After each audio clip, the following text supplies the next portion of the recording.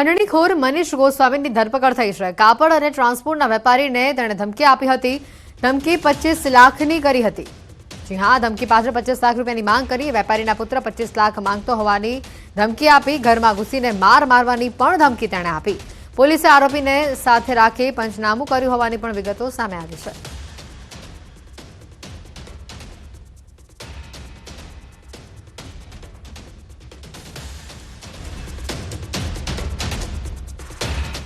જૂનાગઢ તોડકાંડમાં 9 મહિના જેલમાં રહ્યા બાદ સુપ્રીમ કોર્ટે તરલ ભટ્ટને જામીન આપ્યા છે। તોડકાંડમાં માણાવદરના સીપીઆઈ તરલ ભટ્ટ જૂનાગઢ જેલમાં બેંક એકાઉન્ટને ફ્રીઝ કરીને ફ્રીઝ એકાઉન્ટ ખોલાવવાના નામે કરોડો રૂપિયાના વહીવટી કરતા હોવાનો ભટ્ટ ઉપર આરોપ લાગ્યો છે। ગત 26મી જાન્યુઆરીએ તરલ ભટ્ટ સહિતના લોકો સામે ગુનો દાખલ કરવામાં આવ્યો હતો। જેલમાંથી છૂટી તરત જ દોડીને ગાડીમાં બેસી ગયા હતા તરલ ભટ્ટ। ફેબ્રુઆરીમાં એટીએસ દ્વારા તરલ ભટ્ટની ધરપકડ કરવામાં આવી હતી।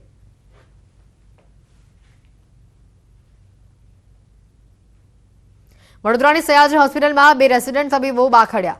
એક રેસિડેન્ટ તબીબે બીજા રેસિડેન્ટ તબીબને માર માર્યો। સર્જિકલ વોર્ડ ખાતે ઘટના બની। રૂહુલ અલી સૈયદ નામના રેસિડેન્ટ તબીબને માર મારવામાં આવ્યો। સાથી તબીબ દ્વારા માર મારવામાં આવ્યો હોવાનો આક્ષેપ છે। રૂહુલ અલી સૈયદ દ્વારા કાયદેસરની કાર્યવાહી કરવામાં આવી છે।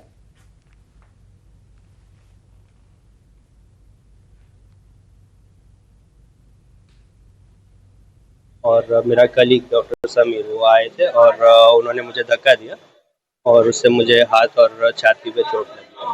क्या नाम है जो रेसिडेंट है कौन, क्या नाम है? डॉक्टर समीर काबरिया। उनका स्टार्टिंग से ही मेरे साथ इशू रहा है। वो हमेशा बहुत गलत गंदी। कितने साल से? 1 साल से हम लोगों ने साथ में ज्वाइन किया था और तब से ही उसको मेरे अगेंस्ट पता नहीं कुछ प्रॉब्लम था कि क्या था। क्यों आपको इस तरह परेशान? उसको ऐसा लगता था कि मैं काम नहीं करता था बराबर। कौन सी बाबत को लेकर झगड़ा हुआ? उसे भी प्रिंट निकालना था, मैं ऑलरेडी निकाल रहा था, बस इसी चीज के ऊपर। अब किसको किससे मारा हुआ? वो तो सिर्फ धक्का दिया और फिर दाढ़ी खींच के दीवार के अगेंस्ट और जमीन को पछाड़ा। तो उसको धक्का मारा, असॉल्ट किया है और उसको पेन से वो करा है और हाथ में भी मारा है और कमर यहाँ भी है, रीढ़ पे भी लगा हुआ है। क्या दिखे? हाँ, रीढ़ पे भी लगा हुआ है। तो उसके हिसाब से हमको ऐसा लगा कि अब एक्शन लेना जरूरी है। बाकी अभी तक हम कुछ नहीं कर रहे। क्या किस तरह हम चाहते हैं कि बस उसको इंसाफ मिले। સુરત જિલ્લામાં માનસિક વિકલાંગ સગીરા પર દુષ્કર્મ મામલે બારડોલી સેશન્સ કોર્ટે ચુકાદો આપ્યો છે। આરોપી કુલદીપ રામાપતિ ગૌતમને 35 વર્ષની સખત કેદ ફટકારવામાં આવી છે। સુરતના 5મા એડિશનલ જજ આરપી મોગેરાએ ઐતિહાસિક ચુકાદો આપ્યો। આરોપીના કેસની ટ્રાયલ બારડોલીની સેશન્સ કોર્ટમાં ચાલી હતી। ફરિયાદી તરીકે સરકારી વકીલ નિલેશ પટેલ દ્વારા ધારદાર રજૂઆત કરવામાં આવી હતી।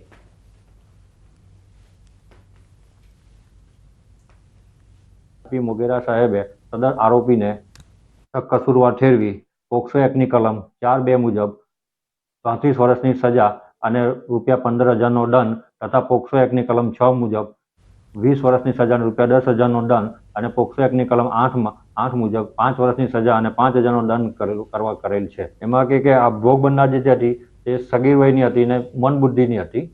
એની જુબાનીને ધ્યાને લેવા માટે મેડિકલ પેપર્સોને ધ્યાને લઈને સજા કરવામાં આવી। સુરત પોલીસે એક એવા ચોરની ધરપકડ કરી કે જે પોતાની પ્રેમિકાનું ભરણ પોષણ કરવા ચોરીના રવાડે ચડ્યો। ચોરીના ગુનામાં પોલીસે 3 ગેંગના કુલ 9 શખ્સોની ધરપકડ કરી છે। આરોપીઓ પૈકી કિશોર અમદાવાદથી પરિણીતાને ભગાડી સુરત લાવ્યો હતો। આર્થિક સંકળામણ હોવાથી ગુજરાન ચલાવવું મુશ્કેલ બનતા તેણે વાહનોની ચોરી શરૂ કરી। પોલીસ તપાસમાં સામે આવ્યું કે સુરતમાં પાંડેસરા, અલથાણ, ઉધના, સરથાણા અને મહારાષ્ટ્રમાં ફરિયાદ તેના વિરુદ્ધ નોંધાયેલી છે। ત્રણેય ગેંગના સભ્યો સાથે મળીને ચોરીની ઘટનાને અંજામ આપતા હોવાનો પણ ખુલાસો થયો છે। इस तरह से ये 3 ग्रुप थे। तो नॉर्मली इस तरह से 3-3 की टुकड़े में काम करते थे और अलग अलग जगह से सूरत के विस्तार से ये बाइक्स की चोरी करते थे। और अभी टोटल 15 जितनी बाइक रिकवर हुई है इनसे, जिनमें से 5 बाइक है वो पांडेसरा पुलिस स्टेशन में चोरी के गुनाह में मुद्दामाल के रूप में दर्ज थी। મંદિરને હવે તોપ ફોડવા અંગે રાહ જોવી પડશે। વડોદરાના MG રોડ પરના રણછોડરાય મંદિર અંગે મોટા સમાચાર આવ્યા છે। નિષ્ણાંતોના અભિપ્રાય બાદ જ નિર્ણય લેવાશે। અગાઉ કોર્ટનો નિર્ણય હતો કે છતાં પણ તોપ ફોડી શકાશે નહીં। કોર્ટ કેસ જીતી જતા વિજય યાત્રાનું આયોજન કરવામાં આવ્યું। જોકે પોલીસે પરવાનગી ન આપતા વિજય યાત્રા મોકૂફ રહી છે।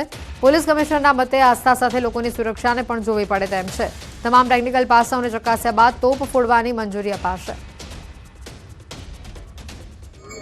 कहा है कि ये आस्था के साथ साथ एक पब्लिक सेफ्टी का भी इशू है. इसको मद्देनज़र ये कब इसका बनावट कैसा है, इसका ऑपरेशनल इश्यूज़ क्या क्या हैं, इसका सेफ्टी प्रिकॉशंस क्या क्या लेना चाहिए, ये सब अभी अगर उपयोग करते हैं तो उसका प्रोसीजर क्या रहेगा, ये सभी मुद्दाओं को समग्रता से देख के उसको एक निर्णय लेने की ज़रूरत है. યાત્રાધામ સોમનાથ ટ્રસ્ટ દ્વારા મનોદિવ્યાંગ બાળકોને આતિથ્ય આપી ધ્વજાપૂજા અને ભોજન પ્રસાદ કરાવાયો. સોમનાથ ટ્રસ્ટ સિનિયર સિટીઝન અને દિવ્યાંગોની સેવા માટે તાલીમ અને વ્યવસ્થાઓ મંદિરને પ્રથમ બેરિયર ફ્રી મંદિર બનાવે છે, જેના કારણે વૃદ્ધો અને દિવ્યાંગો સોમનાથ દાદાના સુખપૂર્વક દર્શન કરી રહ્યા છે. મનોદિવ્યાંગ બાળકોની સેવા કરનાર સાંપ્રત ટ્રસ્ટના પ્રમુખ મહેન્દ્રભાઈ પરમારે સોમનાથ ટ્રસ્ટનો આભાર માન્યો છે.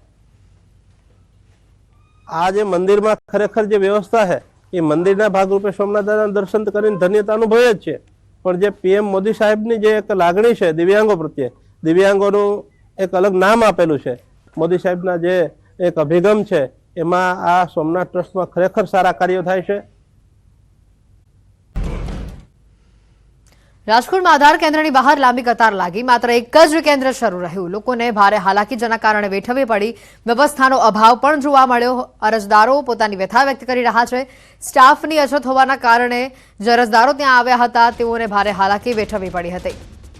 રાજકોટમાં આધાર કેન્દ્રની બહાર લાંબી કતારો લાગેલી જોવા મળી. વ્યવસ્થાનો અભાવ જોવા મળ્યો. માત્ર એક જ કેન્દ્ર ચાલુ રહેતા મોટી સંખ્યામાં લોકો ત્યાં આવી પહોંચ્યા અને લોકોને ભારે હાલાકી પણ વેઠવી પડી. સ્થાનિકો જે અરજદારો ત્યાં આવ્યા હતા તેઓનું પણ કહેવું છે કે અહીંયા મોટા પાયે વ્યવસ્થાનો અભાવ છે. આ વાત થકી અરજદારોએ પોતાની વ્યથા ઠાલવી હતી. દ્રશ્યો બતાવી રહ્યા છે રાજકોટથી અને વધુ માહિતી મેળવીશું. સંવાદદાતા હાર્દિક અમારી સાથે સીધા રાજકોટથી અહીંયા જોડાઈ ચૂક્યા છે. હાર્દિક, ઘટનાના જે આ દ્રશ્યો સામે આવ્યા છે, માત્ર આધાર અપડેટ માટે એક જ કેન્દ્ર શરૂ છે, શા માટે બીજા કેન્દ્રો બંધ છે અને આ એક કેન્દ્ર જે શરૂ છે ત્યાં પણ વ્યવસ્થાનો અભાવ છે? ચોક્કસથી રાજકોટનું જે આધાર કેન્દ્ર છે ત્યાં અત્યારે આશરે 500 જેટલા લોકો છે તે લાઇનમાં ઊભા છે. ખાસ કરીને આજે વહેલી સવારથી જ આધાર કેન્દ્ર પર જે લોકો છે તે પહોંચી રહ્યા છે. ખાસ કરી એક જ કામ માટે લોકોને 2-3 ધક્કા થઈ રહ્યા છે. હાલ અહીંયા આપણી સાથે કેટલાક લોકો છે, આપણે એમની સાથે પણ વાત કરવાનો પ્રયાસ કરીશું. જે રીતના વાત કરવામાં આવે તો તમે ક્યાંથી આવો છો અને ક્યારથી હેરાન થયો છો? હું સતકબીર રોડ ઉપરથી આવું છું, મનસાનગરમાંથી. નવક વૈગાનો આવ્યો તો ઘણી લાઈન લાંબી થઈ ગઈ હતી. કેવી તકલીફ પડતી હોય છે? તકલીફ કામે જતા હોય 400-500 નો, એ રોજ ખોટી કરીને આવવું પડે. એક કામ માટે કેટલા ધક્કા ખાવા પડતા હોય છે? 2-3 ખાવા પડે. ચોક્કસથી જે રીતના વાત કરવામાં આવે અત્યારે અહીંયા જે છે લોકો હેરાન થઈ રહ્યા છે. બિલકુલ હાર્દિક, આભાર માહિતી બદલ. તો રાજકોટમાં આધાર કેન્દ્રની બહાર આ લાંબી કતારો લાગી અને છતાં પણ લોકોના કામ ન થતા હોવાનો લોકો આક્ષેપ કરી રહ્યા છે.